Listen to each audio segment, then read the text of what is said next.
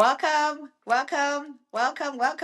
to the Mind Fuck Podcast. Yay! welcome, my friend. Thank you so much for taking time out to hang out with me. My name is Wonu Alishe, and sometimes I do go by Amazing Soul. Welcome again to the Mindfuck podcast. FCK stands for fun, compassion, and kindness. On the Mindfuck podcast, what we essentially talk about is how to regulate our nervous system so we can start to feel safe in our bodies while building trust between the brain and the body through micro moments, right? And we also like to add a sprinkle of fun while we are navigating the journey of regulating our nervous system. Also, we have like a mini tradition that we do on the show before we start the actual podcast, and it's a list that I titled Reminders to Being Human. Now, the intention behind reading that list is to remind myself and also in the hopes to remind you on your journey.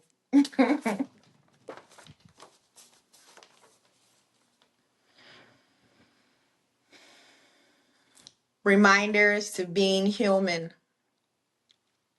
Have fun along the journey. Show yourself compassion. Be kind to others. Being complex and being simple can hold true in the same breath. Stay curious.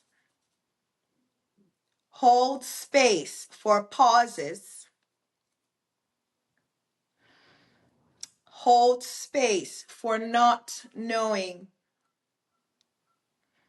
Never underestimate the power of silence.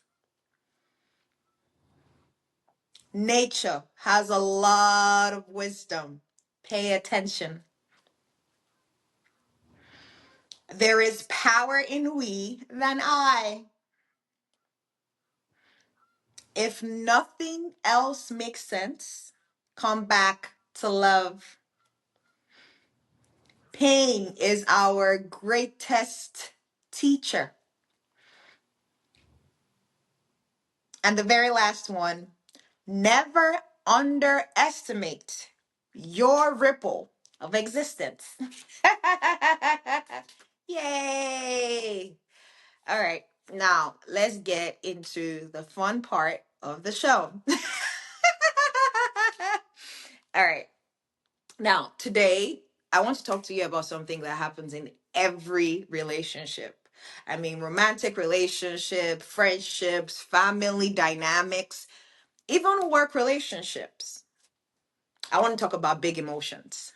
I mean, the kind of emotions that show up suddenly and feel bigger than the moment itself. Maybe it's anger, maybe it's sadness, maybe it is disappointment, maybe it's that heavy feeling in your chest that says something doesn't feel right. And what makes these moments difficult isn't just the emotion itself. It's what our mind and body start doing once that emotion arrives. Because when big emotions show up, something interesting happens inside the human nervous system, right? I mean, your body begins preparing for protection, not connection, protection. And when the body's doing that, protection can look like many things, right? I mean, protection can look like raising your voice. Protection can look like shutting down. Protection can look like walking away. Protection can look like trying to control the conversation. And sometimes protection can look like pretending nothing is wrong while something inside of you feels very wrong.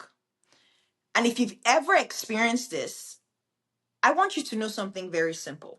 And I will always say this on the show: nothing is wrong with you. This is a very human experience. And I want to explore this with you in a very practical way today. Not from theory, not from any psychology books, but from everyday human life. Because the truth is, most of us were never taught what to do with big emotions inside relationships.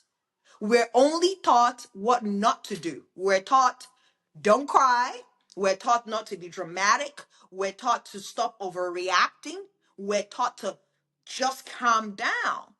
But nobody ever explained what actually happens inside our bodies when emotions become intense, right? So I want to start with something very familiar. Picture this. You send someone a message. Maybe it's someone you care about, right? Maybe it's your partner, maybe it's a close friend, and you send a simple message. And after you send that message, nothing. I mean, no response.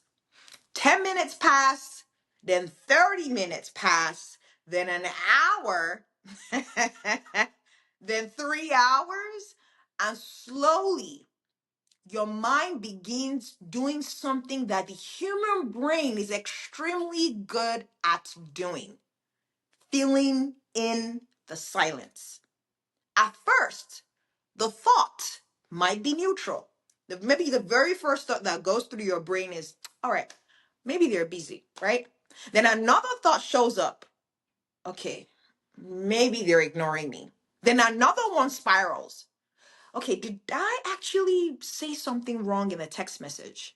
And suddenly your body begins reacting.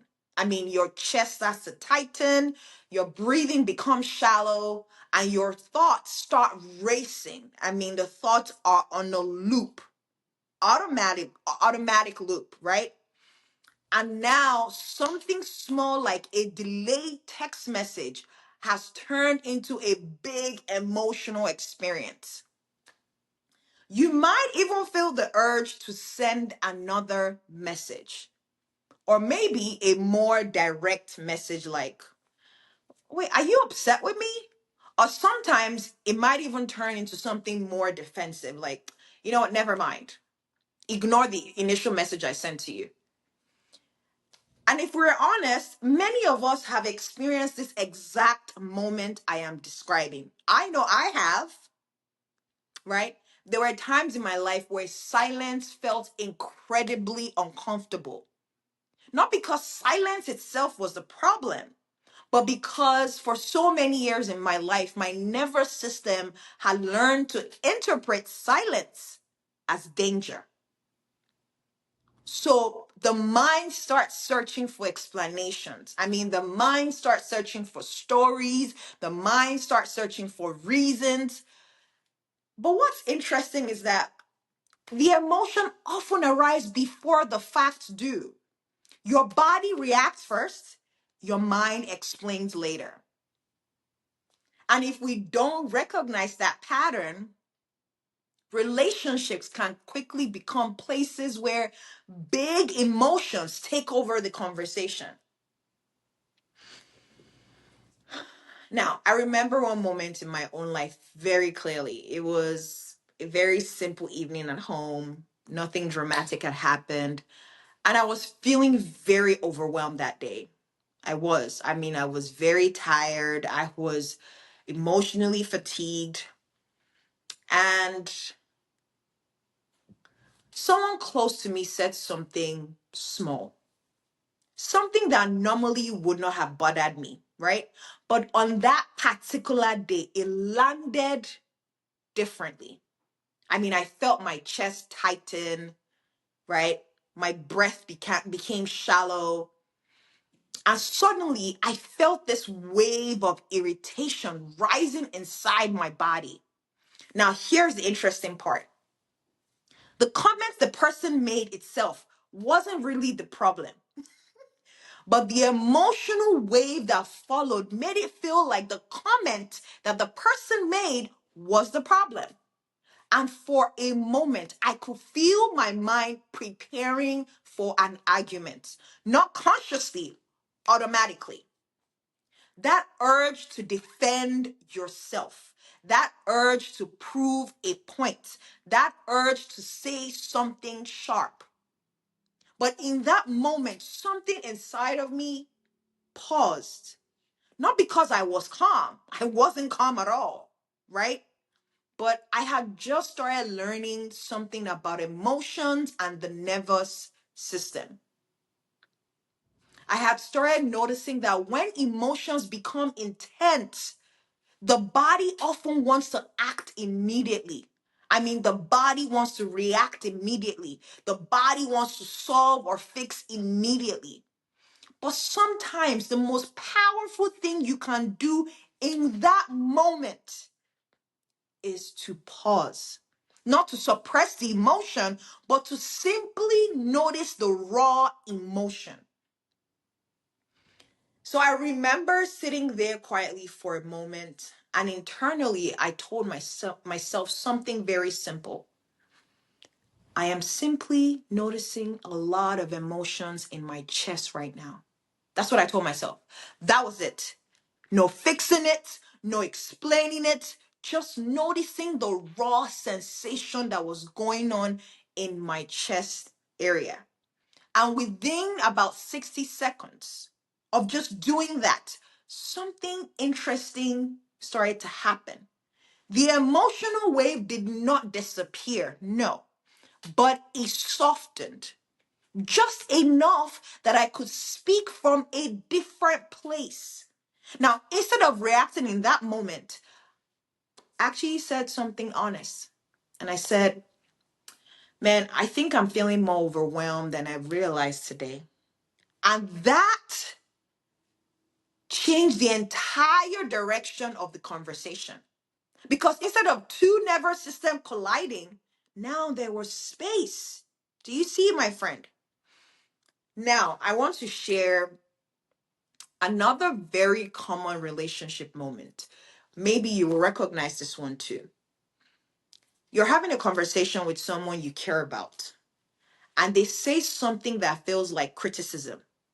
Maybe they didn't even mean it that way, right? But your body hears it that way. I'll give you an example. They say something like, you always do this, or you never listen to me. Now, even if the words are softer than that, your body may interpret them as a threat. And suddenly, you feel that emotional surge again. I mean, your stomach tightens, your chest feels heavy, and your mind immediately prepares a defense. And you might respond and say things like, but that's not true. You do that too. You are constantly misunderstanding me. Do you see? And before either person realizes it, the conversation turns into two people trying to protect themselves, not two people trying to understand each other. This is one of the most common ways relationships get stuck. Not because that people don't care about each other, no, far from it. Well, because big emotions make it very difficult for the nervous system to stay open. And when the nervous system feels threatened, connection becomes secondary, protection becomes primary. Now, this is something I had to learn very slowly in my own life. Now, especially after leaving the military, I'm going through a lot of internal shift. There were moments in my life where my nervous system was carrying so much internal tension that even small disagreements in my life felt very overwhelming. And if you ever lived in survival mode like myself for long periods of time, this would make absolute sense to you. Your body becomes very sensitive to perceived threats, even emotional ones, right? I remember one evening having a conversation where I suddenly felt the urge to shut down completely. I didn't want to argue, I didn't want to explain, I just withdrew myself. I just went quiet and I just looked away. And at the time, I didn't even fully understand what was happening to me, right? I thought something was wrong with me, right? But later, when I started to have language for nervous system regulation, I learned something very important. You see, when emotions become too intense, the nervous system sometimes chooses shut down as protection. Not because you don't care, no, far from it, but because your body is trying to regulate itself. And understanding that simple fact changed the way I began approaching difficult conversation. Now, instead of forcing myself to stay engaged when I was overwhelmed, I began saying something honest like, okay, I want to continue this conversation, but I think I need a moment to settle my body first. Simple.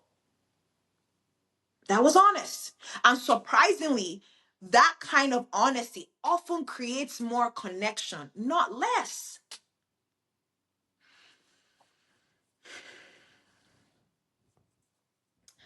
Another place that I have seen where big emotions often appear in relationship is around misunderstanding. Now, imagine you share something vulnerable with someone. Maybe you explain to them how you're feeling, and their response doesn't land the way you hoped it would land. Maybe they gave you advice when you wanted empathy. Maybe they dismissed it unintentionally, right? Or maybe unconsciously they changed the subject. And suddenly inside of you, you feel very hurt. Not because they meant to hurt you, no, but because your emotional experience did not feel seen in that moment. That moment can easily become a turning point because the mind may start creating conclusions about that experience. Conclusions like, okay, they don't understand me. They don't even care about me. Or this is why I shouldn't even share things with people in the first place. But sometimes the truth is way more simpler than that. Maybe the other person you express yourself to may not even know how to respond to that situation. Maybe they may feel uncomfortable with their emotions, right? Just maybe. Or they may simply misunderstand what you needed in that moment.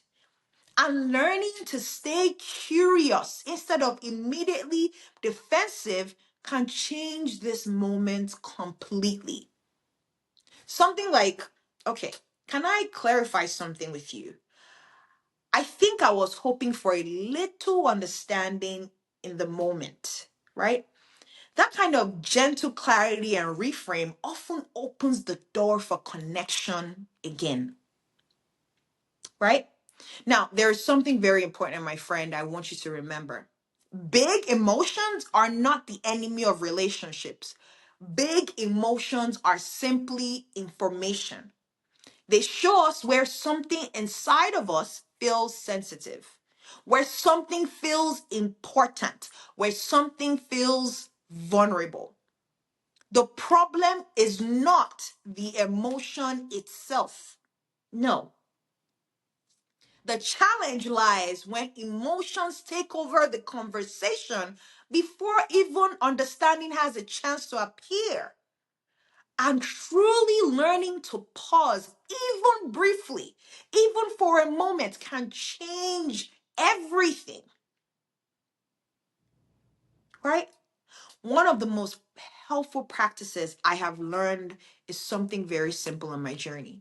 When a strong emotion appears during a conversation, for me, I quietly check one thing and I ask myself internally, where do I feel this in my body?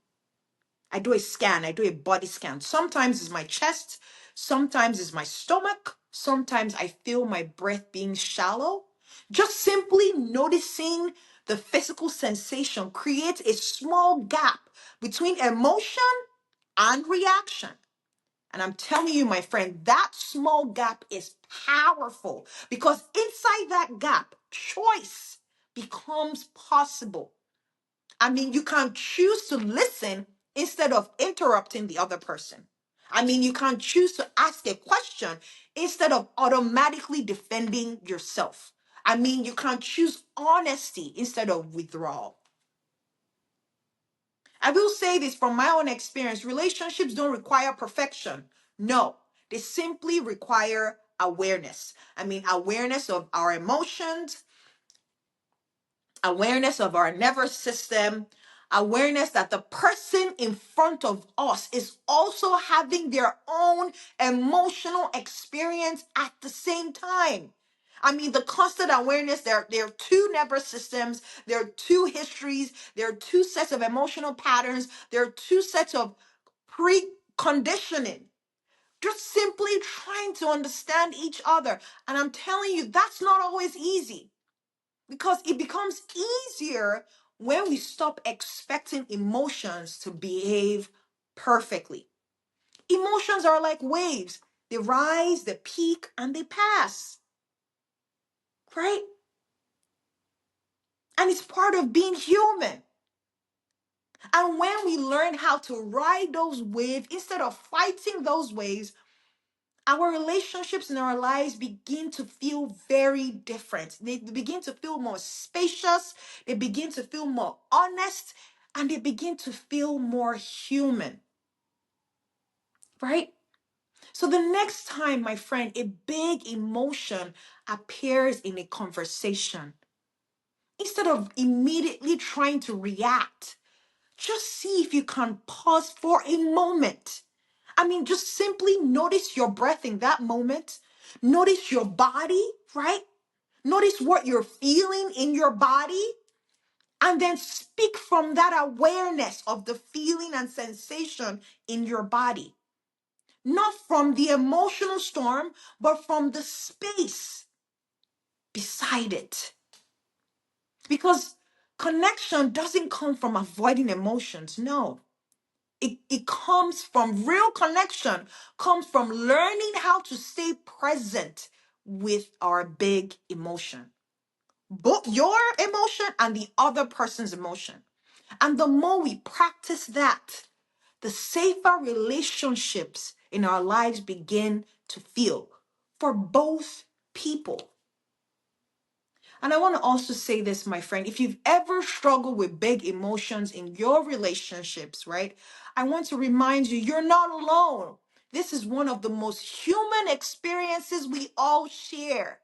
Learning how to feel deeply without losing our human connection with ourselves and with other people.